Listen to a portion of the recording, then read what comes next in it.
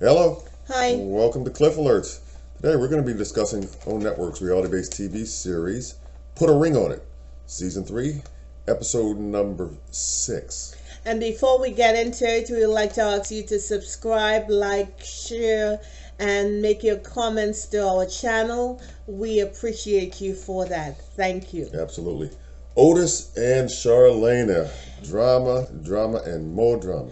Yeah, it appears to me that Otis and Charlene are no longer together.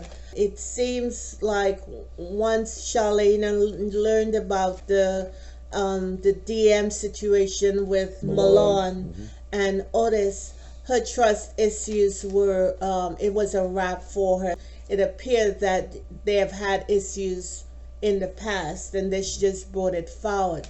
She was very upset at Dr. Nicole's office. In fact, she said, "Oh, I have no more tears." So that's another indication that he has broken her heart many times. Once too often. Yes. And she kept saying, "If you're embarrassing me," because that may be a pattern for him. She snapped back at Dr. Nicole saying that I have no tears. As long as you guys give me a good date. And Dr. Nicole told her that she's not here to get another boo. Right. That it was an actual exercise to figure out whether the person they're walking the road with currently is the right person. And I think that kind of got through to her for a brief moment, for her to recognize that, hey, look, as angry or as upset as I am with Otis right now, I still need to trust the process enough to continue on, even though I have my doubts about not only the process, but definitely about Otis and his trustworthiness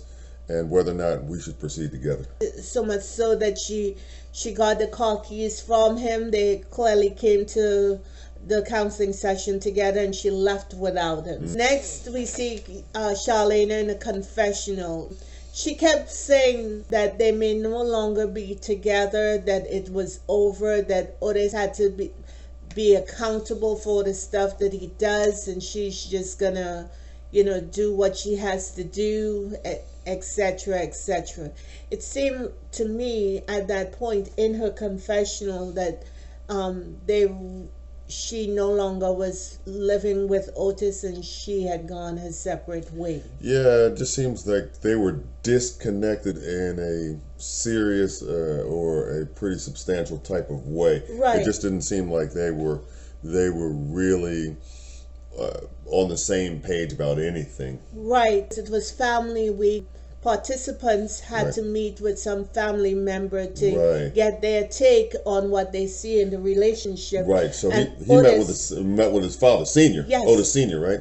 And it was surprising to see Senior. I wondered where Otis got this behavior that he's exhibiting. Well, I don't know where he got it from either, but I tell you what, it didn't seem to emanate from his father, right?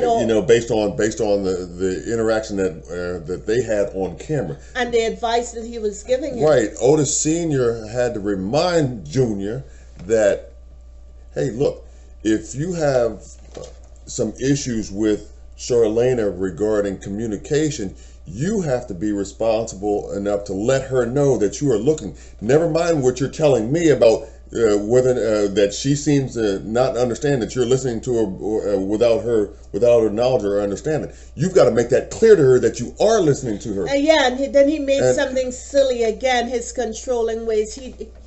He said something about he didn't want Charlene to know that he was listening. That's foolish.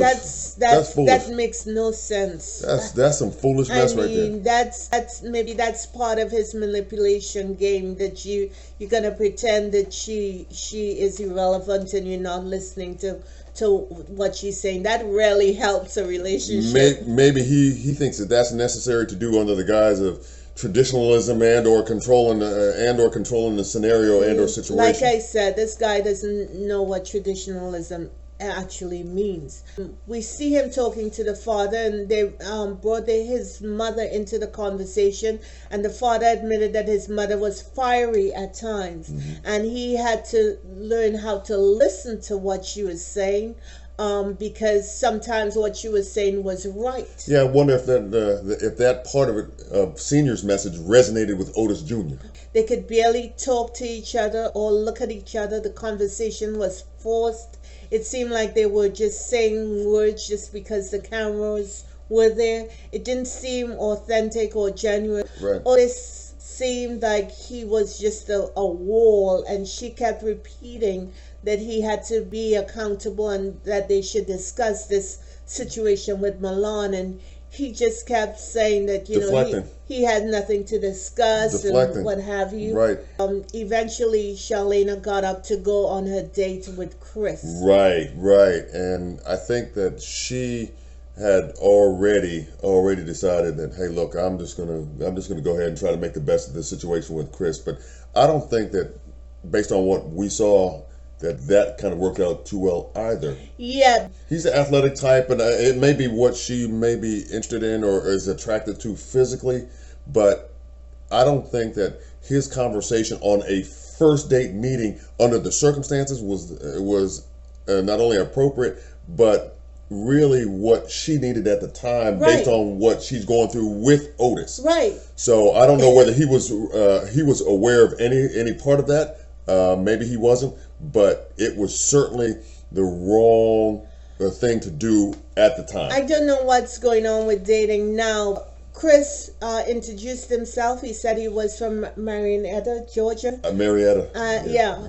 He dates quite a bit. Mm-hmm. And one serious blazing red flag, he dates women who have boyfriends. That immediately tells you that this guy is just dating for sex and right, not to engage anyone emotionally, right, with or getting together with anyone.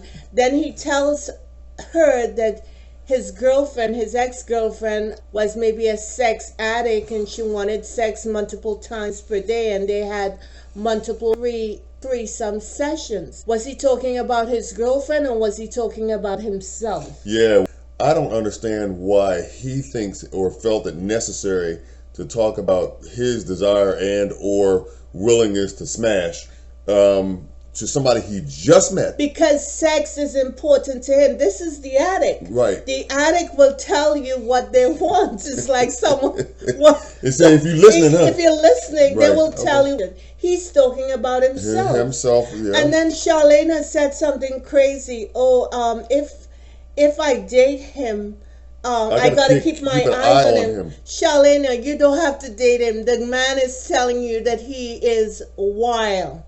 He's out there. Yeah. You need to have nothing to do with this. That's not where she seemingly is right now. So why would she? But she seems like she's encouraging him, and then he says to her, "What will it take for you to leave your man?" Huh? Yeah. He just met you. Whatever it takes doesn't mean that I'm going to end up getting with you. Maybe she should have said that to him like that. I don't know, but I mean, it was a time to get up. Thank you very much. Right, nice meeting you. And exit stage left, whatever, and out the door, man. But if she's entertaining the possibility of dealing with Chris, she is leaving the hot pan for the fire itself. She's gonna be burned from the crown of her head to the sole of her feet. I hope she knows what she's doing, because again, she may be operating under getting back at Otis. Yeah. And vengeance, right. You know what I'm saying? Right. And she better be careful, because her selection process at this time, being vulnerable, whether they have broken up or not, she is likely in a bad position.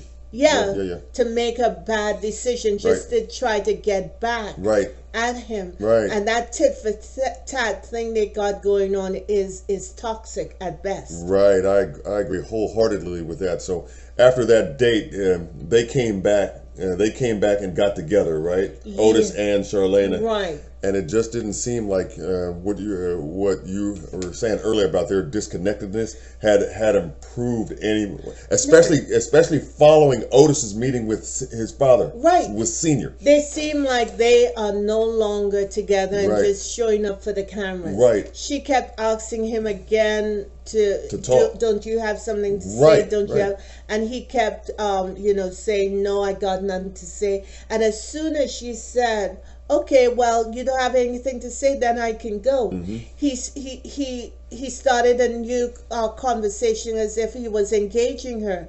And the moment she sort of settled back down to continue to talk to him, he got up and he left. Yeah, it was like he was teasing her. Yes. It was like he was like Yes. just trying to control the scenario. So, hey, look, we're going to do things on my terms. So, yeah, I'll engage you for a minute just till you get back to this place where I think we should be, and then I'm gonna pull Right. back and then roll out. It's that's the same. that's It manipulation hardcore. Absolutely. It reminded me of when he was at the pool hall with the guy. Right. He said he's afraid of proposing to Charlene, so when she gets the proposal, she'll tell him no and just leave. He needs to understand that behavior that's causing him to do what it is he's doing, to me, is rooted in fear. So he needs to go up there and say, hey, look, I need to be honest and open with myself about why I'm rolling like this, why I'm moving like this, and what damage or what impact or effect it's having on this person who I claim means so much to me after 3 years, and we're here and going through this process together in an effort to see whether or not we should go on down the road, maybe as engaged as an engaged couple, or go our separate ways. Because he's not. To me, he's making it very clear that he's not really interested in going forward with her. He just wants to control the scenario because that's what he's comfortable with. And Otis claimed that he took his father's advice, but no part of his father's advice did he take. He was posing for the cameras, in my opinion. He just wanted to sound like he was open and receptive to what Senior was saying when Senior was dropping that knowledge on him. But he in the last meeting, he seemed like he reverted right on back to that same old place of comfort for him, even though he's headed towards that cliff. Anyway, more to see, more to come, more to explore. Yeah. We want to thank you for sharing, liking, subscribing to our channel. We want to thank you for your comments, and we'll see you in the next bit. For sure. Blessings as always. Bye-bye. Take care.